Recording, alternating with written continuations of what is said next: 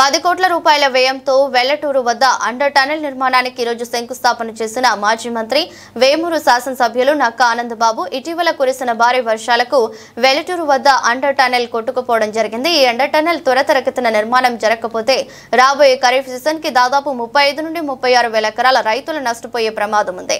ఇందులో 10,000 ఎకరాల వేమూరు నియోజకవర్గం ఆయకట్టు ఉంది। మిగిలిన 25,000 ఎకరాలు రేపల్లె నియోజకవర్గ ఆయకట్టు। భారీ వర్షాలకి మా ప్రాంతంలో ఈ వెల్లటూరు ప్రాంతంలోని యూటీ మొత్తం కూడా ధ్వంసం అయిపోయి కొట్టుకుపోయినటువంటి పరిస్థితులు। ఈ అండర్ టన్నెల్ త్వరితగతిన నిర్మాణం జరగకపోతే దాదాపు 35-36 వేల ఆయకట్టుదారులు రైతాంగం రాబోతున్నటువంటి ఖరీఫ్ సీజన్కి అనేక రకాలుగా ఇబ్బందులు పడే ప్రమాదం। ప్రకృతి వైపరీత్యాల వల్ల అకాల వర్షాలు భారీ వర్షాల వల్ల ఎప్పుడో పాత నిర్మాణంగా ఉన్నటువంటి యూటీ పూర్తిగా పాడైపోయి కొట్టుకుపోయినటువంటి పరిస్థితి। ఈ పరిస్థితుల్లో యుద్ధ ప్రాతిపదికన ఆ వర్క్ శాంక్షన్ చేయించి పనులు మొదలుపెట్టి 2 నెలల్లో పూర్తి చేయకపోతే 35,000 ఎకరాల ఆయకట్టుదారులు కూడా ఇబ్బందులు పడే పరిస్థితి। ఇందులో 10,000 ఎకరాల పైన వేమూరు నియోజకవర్గం బట్టిరోలు మండలంలో ఆయకట్టు ఉంది। మిగిలిన 25,000 పైన ఆయకట్టు రేపల్లె నియోజకవర్గం 2 నియోజకవర్గాల రైతాంగానికి ఇబ్బందికరమైన పరిస్థితులు నెలకొన్నటువంటి పరిస్థితుల్లో ముఖ్యమంత్రి గారి దృష్టికి సమస్యని గౌరవ మంత్రివర్యులు అనగాని సత్యప్రసాద్ గారు నేను తీసుకెళ్తాం। ఇరిగేషన్ మంత్రి గారికి చెప్పడం, ఇరిగేషన్ మంత్రి గారు తక్షణమే స్పందించి శాంక్షన్ ఇచ్చి ఈ అండర్ టన్నెల్ నిర్మాణానికి నిధులు విడుదల చేయడానికి ఒప్పుకున్నందుకు వారికి ప్రత్యేకంగా ధన్యవాదాలు తెలియజేస్తా ఉన్నాను। దాదాపు 10 కోట్ల పైన ఖర్చు అవబోతా ఉంది యూటీ నిర్మాణానికి।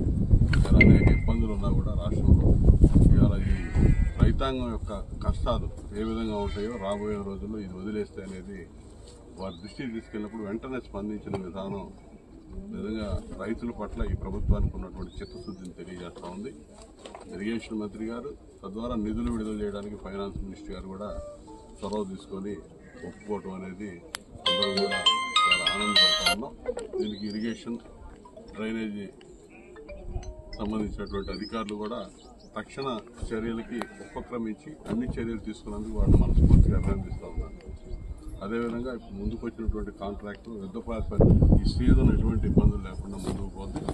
మరి దీనికి ప్రత్యేకంగా ఇక్కడ మరి రేపల్లె నియోజకవర్గం నుంచి కూడా ఈ పనులన్నీ కూడా పర్యవేక్షిస్తున్నటువంటి అనగాని శివప్రసాద్ గారు కూడా మొట్టమొదటి నుంచి జరిగినటువంటి విపత్తు జరిగినప్పటి నుంచి కూడా దీన్ని మానిటర్ చేస్తూ ఉన్నాడు। వారికి నేను ప్రత్యేకమైనటువంటి అభినందనలు తెలియజేస్తున్నాను। తక్షణమే మరి ఈ నిధుల విడుదల కానీ దేనికి ఇబ్బంది ఉండదు।